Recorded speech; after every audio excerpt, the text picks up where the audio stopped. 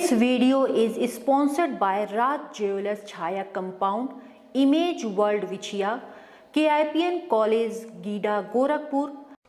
1 रुपए का पर्चा 10 रुपए का कर दिया आपने। जांचों में भी पैसा लगेगा।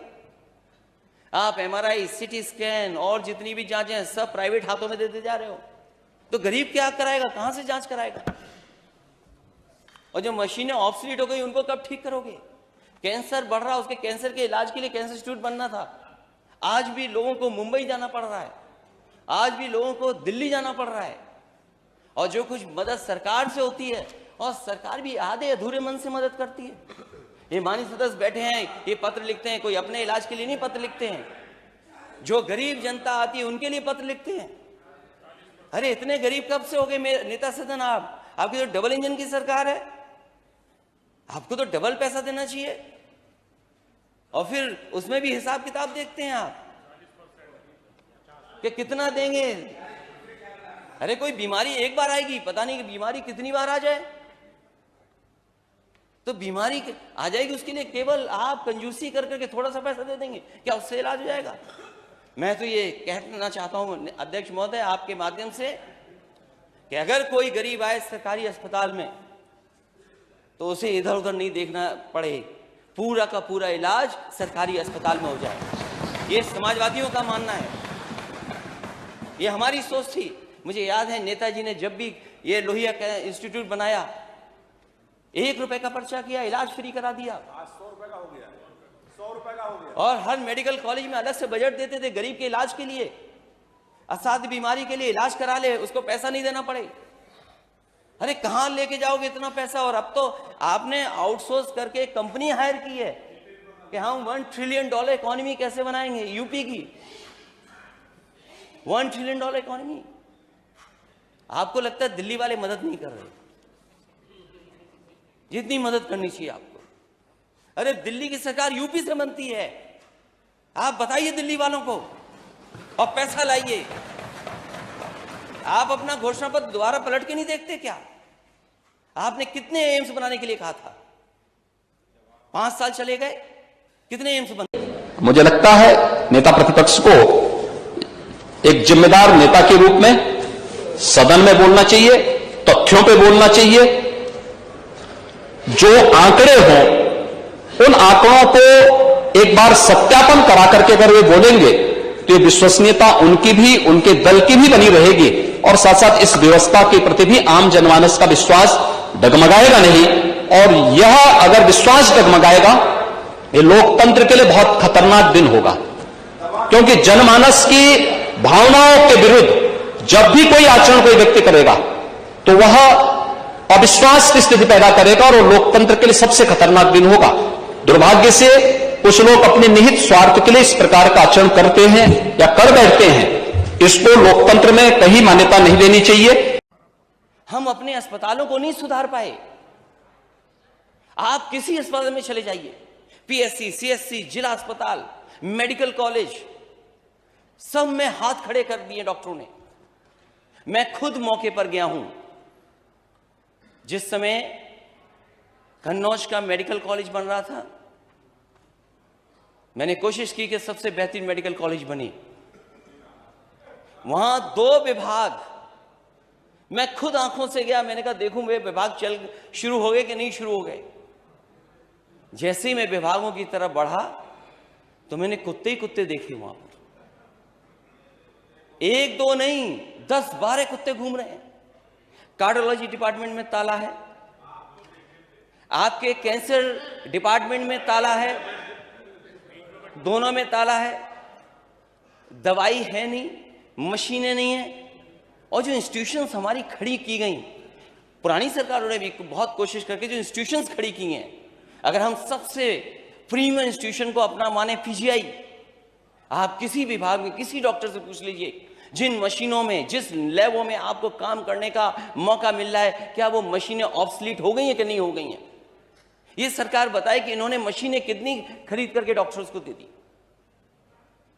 ठेले पे जा रहा है मरीज, ऑटो में जा रहा है मरीज, बैलगाड़ी में मरीज जा रहा है, आपकी एम्बुलेंस कहां है?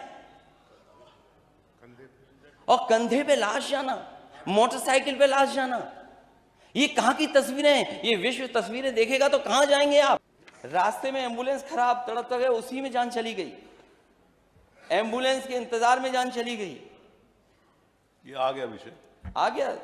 अध्यक्ष महोदय, मैं चाहता हूं कि सरकार कम से कम इस विभाग को तो बेहतर करे, और जब मौका मिला है आपको, डबल इंजन की सरकार कहते हैं आप, दावा करते हैं कि बजट में कोई कमी नहीं है, आप बजट पर्याप्त दीजिए।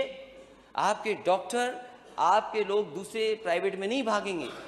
प्राइवेट में व्यवस्थाएं बेहतर हैं, उन्हें सुविधाएं अच्छी हैं, इसलिए जानबूझ करके सरकार सरकारी अस्पतालों को बर्बाद कर रही, जिससे कि अच्छे अच्छे डॉक्टर हमारे चले जाएं। जो सुविधा पीजीआई को मिलती थी वही सुविधाएं केजीएमयू को दी, वही लोहिया को दी। नेता सदन गोरखपुर में कब उन डॉक्टर और नर्सों सबको मिलेगी, या पूरे प्रदेश के डॉक्टरों को या उन मेडिकल कॉलेजों को वो सुविधा कब मिलेगी? आज बता। इसलिए अध्यक्ष महोदय और अध्यक्ष महोदय, मुझे उम्मीद है कि 108 व्यवस्था में सुधार लाएंगे। अगर बजट की कमी हो तो शर्मिंदा ना हो, नेता सदन के पास जाएं, कुछ समझाएं, मनाएं, शायद बजट आपको मिल जाए। बहुत बहुत धन्यवाद अध्यक्ष महोदय। ये लोग दूसरों को उपदेश देते हैं, सच्चाई क्या थी 2017 में? उससे 5 वर्ष पहले तो समाजवादी पार्टी की सरकार 2012 से 2017 तक थी। प्रदेश के सभी प्राथमिक स्वास्थ्य केंद्र बंद कर दिए गए थे, कोई डॉक्टर नहीं था, कोई डॉक्टर नहीं था। ज्यादातर सीएससी बंद के कगार पर थे। सुनिए नहीं, और यही नहीं, जनपद और जिला चिकित्सालयों की स्थिति भी कितनी दयनीय थी, जर्जर स्थिति थी।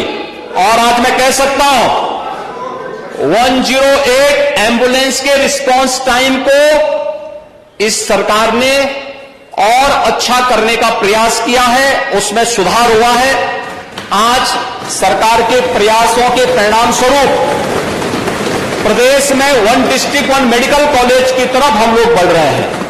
आज मैं कह सकता हूं उत्तर प्रदेश के अंदर डबल इंजन की सरकार का ही प्रभाव है और संयुक्त कार्रवाई का ही परिणाम है कि आज प्रदेश के 59 जनपदों में एक मेडिकल कॉलेज या तो बन चुका है या बनने की ओर अग्रसर है, उस पर कार्रवाई चल रही है।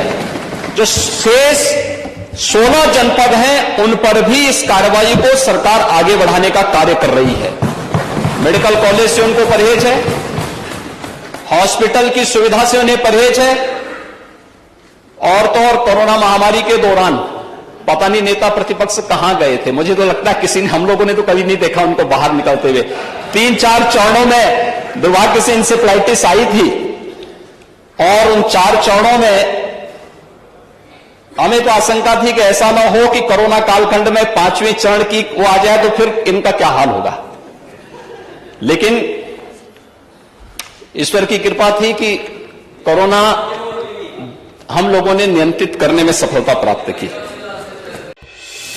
पूर्वांचल में क्वालिटी एजुकेशन और एक्सीलेंट प्लेसमेंट के लिए राष्ट्रीय और अंतर्राष्ट्रीय पुरस्कारों से सम्मानित KIPN गीडा गोरखपुर। 7 एकड़ भूमि में हरा भरा बना KIPN कॉलेज, जहां छात्रों के लिए हॉस्टल, साफ सुथरा कैंटीन और छात्रों को आने जाने के लिए बस की सुविधा उपलब्ध है। Admissions open for BTech, B pharma, M pharma, PhD, MBA, BBA, BCA, BCom and polytechnic. इस कॉलेज में मैंने एडमिशन इसलिए लिया था क्योंकि यहाँ इसकी रैंकिंग बहुत हाई थी और ये 20 साल का एक्सपीरियंस ये वाला कॉलेज रखता है, इस वजह से मैंने KIPN में एडमिशन लिया था। पूर्वांचल का बहुत अच्छा कॉलेज है। KIPN गीडा गोरखपुर।